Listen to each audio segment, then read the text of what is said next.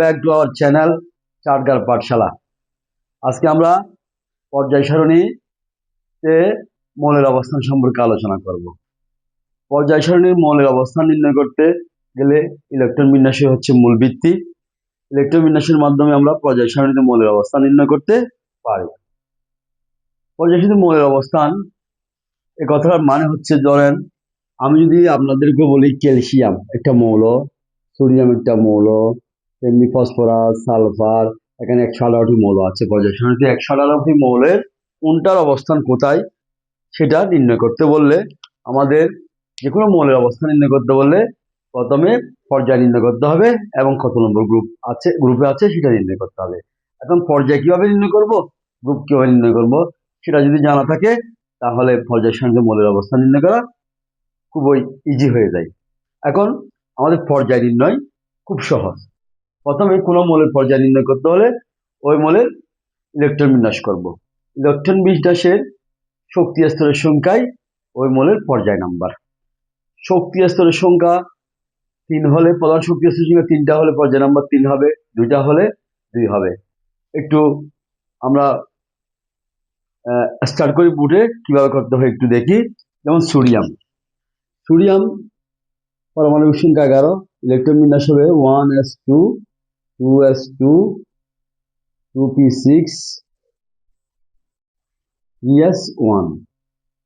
এখানে সোডিয়ামের প্রধান শক্তি স্তরের সংখ্যা হচ্ছে 1 2 3, তাহলে সর্বশেষ শক্তি স্তরের সংখ্যা হচ্ছে 3টা, তাহলে সোডিয়াম 3 নং পর্যায়ের মৌল। তেমনি ভাবে আমরা যদি বলি ফসফরাস হচ্ছে 15, ইলেকট্রন বিন্যাস 1s2 2s2 2p6 3s2 3p3 2 4 4 10 12 15, তাহলে এখানে সর্বশেষ শক্তি স্তরের সংখ্যা হচ্ছে 3। তাহলে এখানে প্রথম শক্তি স্তরে 2টা, দ্বিতীয় শক্তি স্তরে 8টা, তৃতীয় শক্তি স্তরে 5টা, মোট 15টা ইলেকট্রন থাকে। শক্তি স্তরের সর্বশেষ শক্তি স্তরের সংখ্যা হচ্ছে 3টা, সেজন্য ফসফরাসেরও পর্যায় সংখ্যা হচ্ছে 3। তেমনি আমি যদি বলি ক্যালসিয়ামের ইলেকট্রন বিন্যাস করলে ক্যালসিয়াম হচ্ছে 20, পারমাণবিক সংখ্যা 20, 1s2 2s2 2p6 3s2 3p6 4s2। এখানে ইলেকট্রন বিন্যাস করে দেখা যাচ্ছে ক্যালসিয়ামের সর্বশেষ শক্তি স্তরের সংখ্যা 4, তাহলে পর্যায় হবে 4। তাহলে পর্যায় নির্ণয় করা একদম সহজ। পর্যায় নির্ণয় করতে হলে অথবা গ্রুপ নির্ণয় করতে হলে আমাকে ইলেকট্রন বিন্যাস করতে হবে। ইলেকট্রন বিন্যাসের যতটি শক্তি স্তর থাকে, কোনো মৌলের শক্তি স্তরের সংখ্যায় পর্যায় সংখ্যা, কোনো মৌলের শক্তি স্তরের সংখ্যায় পর্যায় সংখ্যা। যদি শক্তি স্তরের সংখ্যা 3টা হয় পর্যায় নম্বর হবে 3, 4 হলে 4, 5 হলে 5, দ্যাটস এনাফ। এখন গ্রুপ নির্ণয়ের মধ্যে 3টা নিয়ম। প্রথম নিয়ম হচ্ছে কোনো মৌলের ইলেকট্রন বিন্যাস যদি শুধু s অরবিটালে শেষ হয়, এখানে 3 নম্বর শক্তি স্তরে শুধু s আছে, p নাই, তাহলে s অরবিটাল ইলেকট্রন সংখ্যা হবে ওই মৌলের গ্রুপ নাম্বার। যেমন সোডিয়ামের শক্তি স্তরের সংখ্যা 3টা, সেজন্য সোডিয়ামের পর্যায় নাম্বার হচ্ছে 3, এবং সোডিয়ামের শেষ শক্তি স্তরে শুধু s অরবিটাল আছে, তাই s অরবিটালে ইলেকট্রন সংখ্যা হবে সোডিয়াম মৌলের গ্রুপ নাম্বার s অরবিটালে একটা আছে, সেজন্য গ্রুপ নাম্বার হবে 1। তাহলে এখন আমরা বলতে পারি সোডিয়াম মৌলের অবস্থান 3 নং পর্যায়ে 1 নং গ্রুপে। তাহলে আমাদের প্রথম নিয়ম হচ্ছে, যদি সর্বশেষ শক্তি স্তরে বাইরের প্রধান শক্তি স্তরে বাইরের সর্বশেষ শক্তি স্তরে যদি s অরবিটাল থাকে, তাহলে s অরবিটালের ইলেকট্রন সংখ্যায় হবে ওই মৌলের গ্রুপ নাম্বার। 2 নম্বর, এটা হচ্ছে 1 নম্বর নিয়ম। এখন 2 নম্বর নিয়ম হচ্ছে, যদি সর্বশেষ শক্তি স্তরে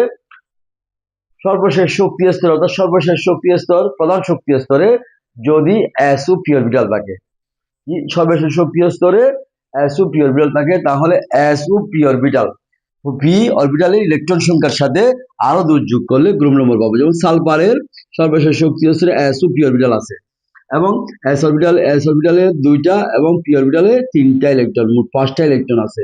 এই 5টার সাথে যদি আরো 10 যোগ করি তাহলে হবে 15।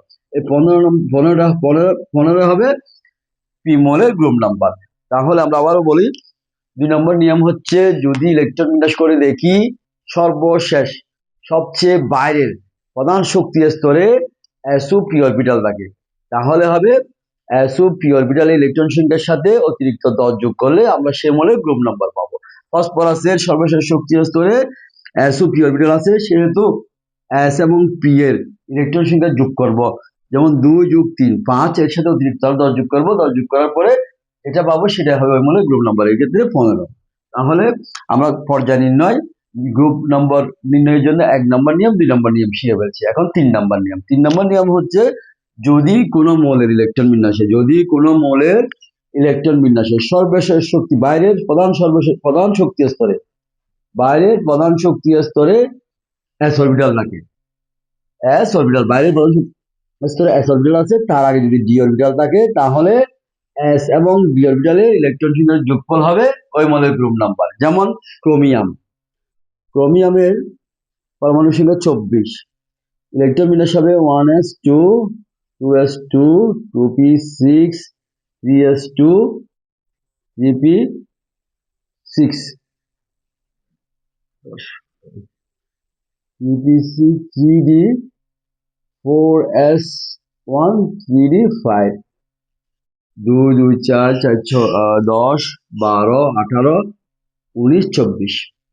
এখানে সর্বশেষে s অরবিটাল আছে, এর আগে d অরবিটাল আছে। যদি সর্বশেষে s অরবিটাল থাকে বাইরের শক্তি স্তরে, এর আগে যদি d অরবিটাল থাকে, তাহলে s প্লাস d, s আর d এর ইলেকট্রন সংখ্যার যোগফল হবে মানে গ্রুপ নাম্বার। এই ক্ষেত্রে 1 প্লাস 5 ইকুয়াল টু 6, তাহলে ক্রোমিয়ামের গ্রুপ নাম্বার হবে 6। ক্রোমিয়ামের গ্রুপ নাম্বার কত? 6। তেমনি করে আমরা কপার একটা বলি, কপারে যেমন উদাহরণ কপার হচ্ছে 29, তাহলে ইলেকট্রন বিন্যাস 1s2 2s2 2p6 3s2 3p6 3d10 4s1। এখানে সর্বশেষে s অরবিটাল আছে, এর আগে d অরবিটাল আছে, তাই s আর d এর ইলেকট্রনের যোগফল হবে ওই মৌলের গ্রুপ নাম্বার 10 প্লাস 1 ইকুয়াল 11, এটা হবে ওর গ্রুপ নাম্বার। তাহলে আমরা সামারাইজ করে দেখি, আমরা যদি কোনো মৌলের পর্যায় নির্ণয় করতে, কোনো মৌলের পর্যায় সারণীতে অবস্থা নির্ণয় করতে বলে, তাহলে ওই মৌলের গ্রুপ নম্বর এবং পর্যায় নম্বর বের করতে হবে। গ্রুপ নম্বর বের করার জন্য 3টা নিয়ম, আর পর্যায় নম্বর বের করার জন্য 1টা নিয়ম। ইলেকট্রন বিন্যাস করার পরে সর্বশেষ শক্তি স্তর মানে শক্তি স্তরের সংখ্যাই হবে পর্যায় সংখ্যা। আর যদি সর্বশেষ প্রধান শক্তি স্তরে যদি s অরবিটাল থাকে, s অরবিটালের ইলেকট্রন সংখ্যা হবে ওই মৌলের গ্রুপ নম্বর। সর্বশেষ বাইরের শক্তি স্তরে যদি sp অরবিটাল থাকে, তাহলে sp অরবিটালের ইলেকট্রন সংখ্যার সাথে অতিরিক্ত 10 যোগ করলে গ্রুপ নম্বর পাওয়া যাবে। সর্বশেষ বাইরের শক্তি স্তরে যদি s অরবিটাল থাকে এবং তার আগে যদি d অরবিটাল থাকে, s এবং d অরবিটালের ইলেকট্রন সংখ্যার যোগফল হবে ওই মৌলের গ্রুপ নম্বর। That's all.